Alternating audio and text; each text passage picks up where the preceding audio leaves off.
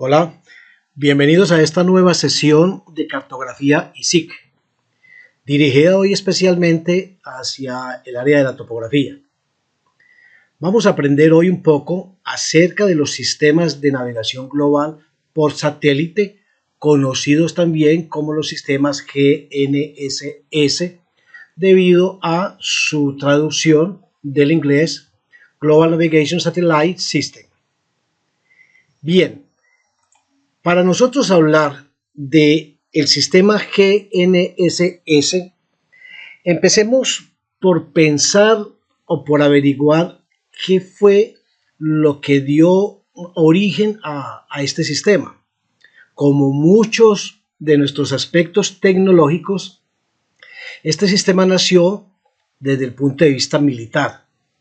Por allá en la década de los años 70 fue diseñado por el Pentágono. De hecho, su uso intensivo se desarrolló en la Primera Guerra de Irak en el 91. ¿Recuerdan cuando la famosa tormenta del desierto? Bien, entonces decimos, ¿en dónde estoy? En este planeta Tierra, ¿qué posición ocupo? ¿Qué latitud, qué longitud, en qué elevación me encuentro? ¿Cómo es posible llegar a este sistema? Hacer un posicionamiento por el sistema GNSS es poder lograr que un punto se pueda posicionar en la Tierra con precisiones entre 2 milímetros y 5 metros. ¿A través de qué? A través de una constelación satelital, la cual va a determinar en 4 dimensiones, X, Y, Z y tiempo, la posición que tenemos atendiendo a latitud, longitud y elevación. Y esa constelación de satélites, ¿qué características tiene? Primero que todo, está como mínimo conformada por 24 satélites. Estos 24 satélites están distribuidos en 6 órbitas. Están ubicados a más de 20.000 kilómetros de altura sobre la Tierra, y a más de esos 20.000 kilómetros pueden determinarnos a nosotros la posición de un punto con la precisión de la cabeza de un alfiler. Hoy en día tenemos varios sistemas de navegación global por satélite. Fue Estados Unidos con su Departamento de Defensa los pioneros o el pionero justamente con su sistema GPS. Por eso es tan normal que hoy en día cuando se habla del posicionamiento GNSS, todo el mundo le llama GPS. Se generalizó el concepto de GPS porque ellos fueron los pioneros.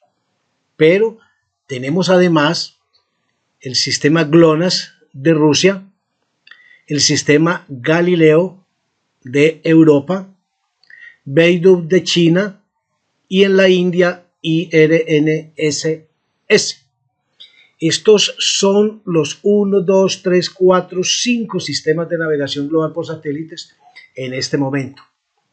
Y hay en este momento, se cuenta mucho más de 7 billones de receptores de posicionamiento GNSS. Bueno.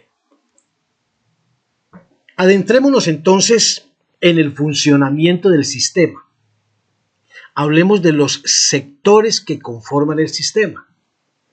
Hay un primer sector que es el sector espacial. Luego está el sector de control y el sector de usuarios en navegación tanto aérea como terrestre como naval, en navegación topográfica. Y ese sector espacial, ¿qué lo conforma? Reitero lo que decía ahora, hay una constelación de satélites. Y repito, mínimo 24 satélites. Entonces, ¿qué características tiene uno de estos satélites? Primero, tiene antenas para emitir las señales de radio que van dirigidas hacia nuestros receptores. Además, un reflector láser que sirve para el seguimiento de las estaciones de control. Tiene panel solar y, muy importante, reloj atómico. El reloj atómico es fundamental en el posicionamiento. Recordemos que un reloj atómico tiene una precisión, o más bien un error, de 1 segundo en 30 años. Y ahora más adelante vamos a ver por qué es tan importante esta precisión en la medida del tiempo. ¿Qué frecuencia emite un satélite? El satélite emite dos señales, una señal L1 y una señal L2. Dentro de estas señales, que está la frecuencia L1 y L2, emite un código CA y un código de precisión P. Además, un mensaje de navegación que es muy importante. Mensaje de navegación que recibe las estaciones de control. Entonces, ya hablando de estaciones de control, nos entramos al sector control. ¿Y qué es el sector control? Una serie de estaciones terrestres donde continuamente las 24 horas se está recibiendo información de las efemérides de la posición de los satélites. Se están haciendo correcciones y reenviándolas nuevamente al satélite para que éste a su vez las corrija y las envíe a el sector usuario. Entonces, ¿el sector usuario qué es? El sector usuario tiene que ver con los receptores. Y tal como lo decía ahora, estos receptores pueden recoger precisiones como navegadores entre 3 y 5 metros. Hoy en día hay muchas marcas. Entre 3 y 5 metros, repito. Y los receptores de tipo geodésico que nos pueden dar precisiones entre 2 milímetros y 3 centímetros. ¿Qué hace que un receptor de estos tenga más o menos precisión? Entonces, para entender eso, tenemos que entender cómo es que se consiguen las coordenadas de un punto a través de un sistema GNSS. Y para entender esto, tenemos que hablar de la forma en que el satélite emite esas frecuencias y la forma en que el receptor mide esas frecuencias. El receptor, con el código CA, compara entre el código de salida y el código de llegada y de esa manera puede calcular el tiempo que demoró en llegar la frecuencia o señal. Calculado ese tiempo, lo que hay que hacer entonces es calcular la distancia multiplicando el tiempo por la velocidad de la luz. Esto me dará la distancia. ¿Pero qué hacemos con una sola distancia? No mucho, yo diría nada. Necesitamos como mínimo 3 distancias a 3 satélites para poder determinar nuestra posición con un método que se denomina trilateración inversa. Como la frecuencia, como la señal atraviesa una serie de errores, entonces se va a necesitar una cuarta, que es la que me hace las correcciones del tiempo. Es decir, 3 satélites me determinan posición, pero un cuarto satélite me permite hacer correcciones de tiempo. Decíamos, ¿qué determina la precisión en los receptores? Recordemos que tiene unos sectores espaciales, sector de control y sector usuario. Pero resulta que esta señal tiene que atravesar vacío, ionosfera y troposfera para llegar al receptor. Esto genera una serie de errores que me producen lo que se llama la pseudodistancia cuando yo calculo mi posición a través del cálculo del tiempo. Entonces, ¿por qué hay unos receptores que sí nos dan una precisión entre 2 milímetros y 3 centímetros? Sabiendo que esa pseudodistancia nos está entregando errores entre 3 y 5 metros. ¿Qué lleva a estos receptores de tipo geodésico a calcular distancias con errores entre 2 milímetros y 3 centímetros? Pues que resulta que estos receptores no trabajan con el método de pseudodistancia, sino que trabajan con el método de fase. ¿Y qué es el método de fase? Aquí ya no se mide el tiempo. Aquí ya lo que se hace es comparar la emisión electromagnética del emisor con la frecuencia de referencia generada en el receptor. Entonces, recuerden, no es tiempo ya, es diferencia en las frecuencias de emisión electromagnética. Esto va a llevar entonces a obtener mayor precisión y además tiene que ir acompañado por lo que se llama una posición relativa. Aquí tenemos los errores que se nos puede presentar en la emisión de la señal. Disponibilidad selectiva, retardo ionosférico, retardo troposférico, error en las efemérides, error en el reloj del satélite.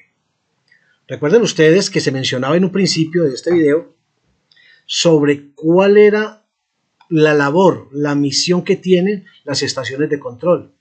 Y es justamente estar recibiendo esos señales, esos mensajes de navegación del satélite para poder hacer las respectivas correcciones y reenviar al satélite para que él corrija la emisión al usuario. Entonces, decía que no es suficiente acá con el medir esta emisión electromagnética, esta diferencia de elección electromagnética. Además, se debe posicionar relativamente, es decir, yo debo enlazarme a un punto A del cual conozco sus coordenadas con certeza. Este receptor va a estar recibiendo la información de los satélites y obviamente a él van a llegar los errores, pero como tiene unas coordenadas ya establecidas, puede calcular cuál es la discrepancia en esos errores.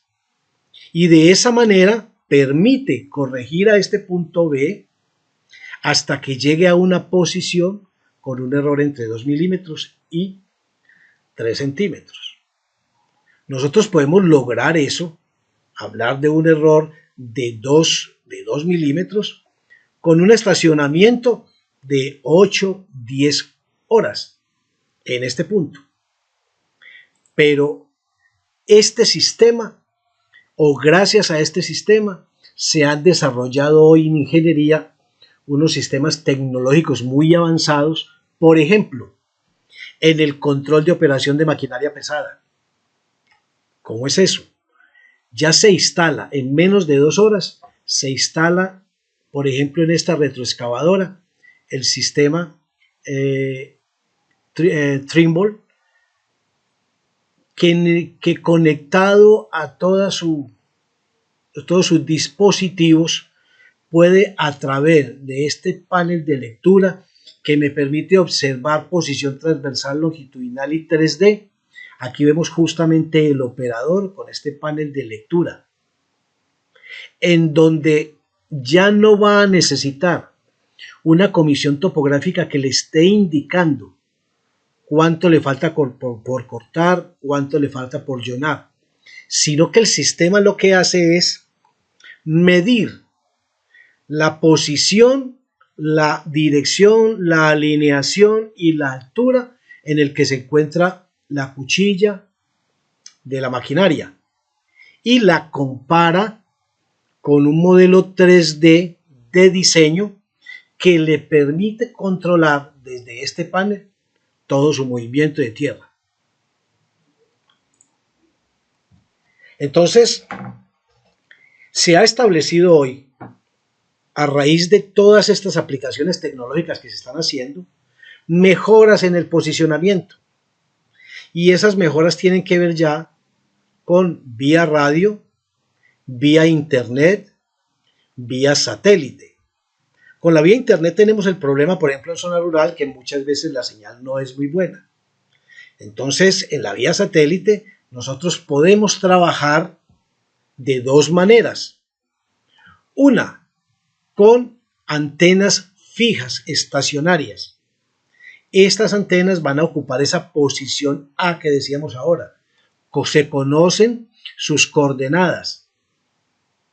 Está recibiendo y calculando discrepancias que me va a permitir a mí corregir unos puntos recogidos en campo. Si yo no tengo acceso a esta antena, entonces yo organizo mi propio punto de control, que sería este. Esto es el sistema RTK, muy utilizado ya hoy en día en medición.